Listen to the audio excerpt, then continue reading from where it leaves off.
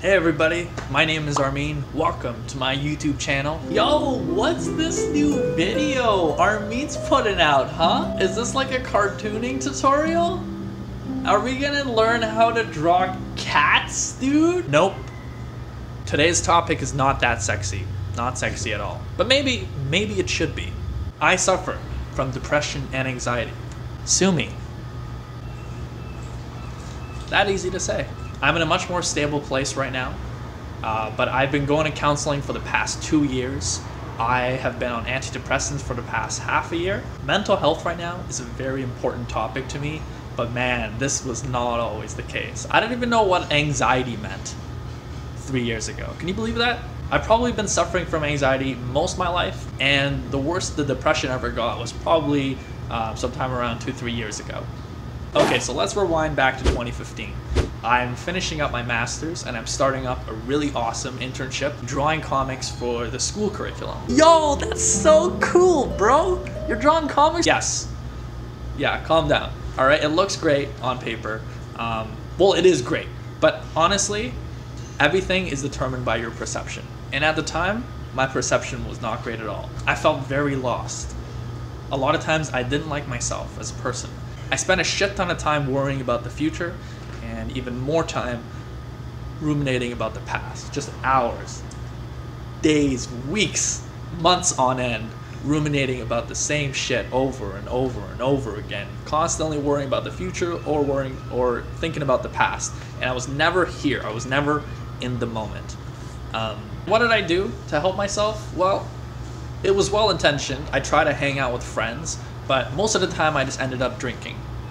And as many of us who suffer mood disorders know, if you drink or use any other kind of substance, you're going to be putting yourself in a more vulnerable place, which is going to make it easier for those depressed and anxious thoughts to come out stronger than ever. But here's the thing, guys. A part of me deep down knew that I couldn't do this shit anymore, okay? I couldn't keep living like this. That voice inside me told me to go see a counselor. So I went to go see the counselor with a lot of self-doubt, but I was surprised. It was really helpful. I had my first session and I had the greatest chemistry ever with my counselor. Unfortunately, that was just before the winter holidays, and I wouldn't see my counselor again until much later in January. Now at that same time, my internship had just finished and I was unemployed.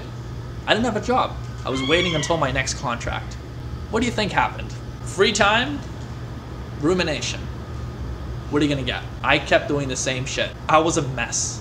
I was sleeping in till 12, 1, 2, 3 p.m. some days. I had no direction whatsoever. The thing is, you wake up shitty, you're gonna feel even more shitty because you just wasted your time feeling shitty. And now you're gonna spend the rest of your day feeling shitty. And you're not gonna do anything about it because you feel shitty. That instinct came back again. That voice that was trying to save me. It was saying, you know, you can't see a counselor now, but please go talk to a friend, find a friend.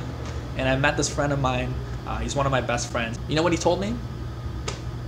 He said, read this book. Read this book feeling good. It'll help you. Do you want to know what I said? You stupid piece of shit fucking asshole. What are you talking about, read a book? I have real problems right now. I don't need this fucking bullshit. Honestly, I was one of those people that hated self-help books, okay? The idea of somebody else giving you advice.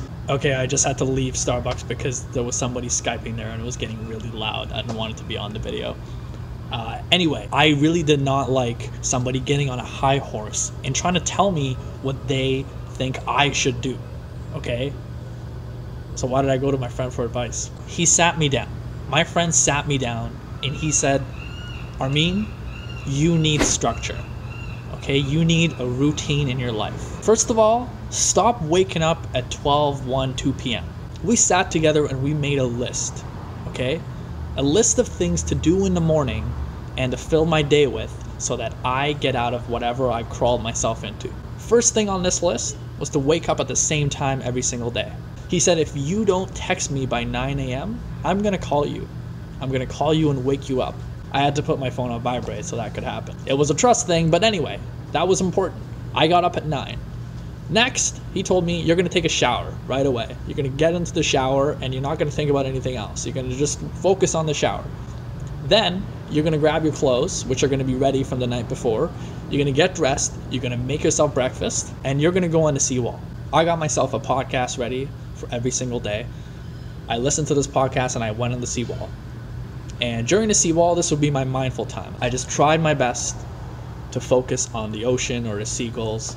Not successfully most of the time. You know, it's going to be hard. It's just going to suck at the beginning.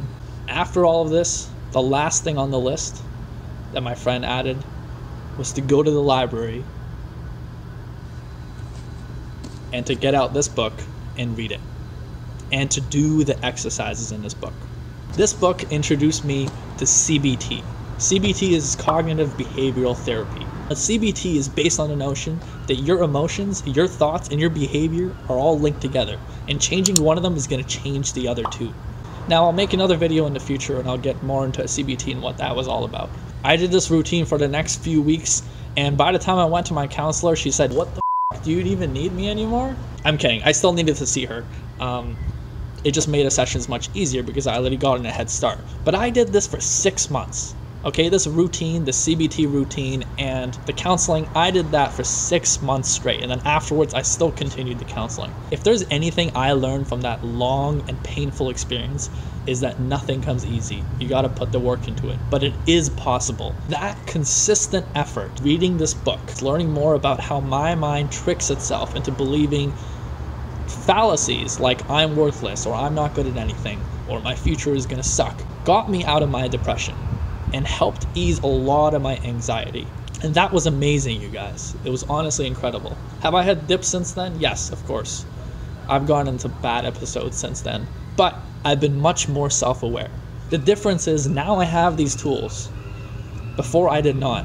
Ever since I started on my journey to get better, I've explored other options. I've explored mindfulness, meditation. But the thing is, I've always kept the counseling going. Please feel free to share this video, like or comment, or tell me any of your ideas.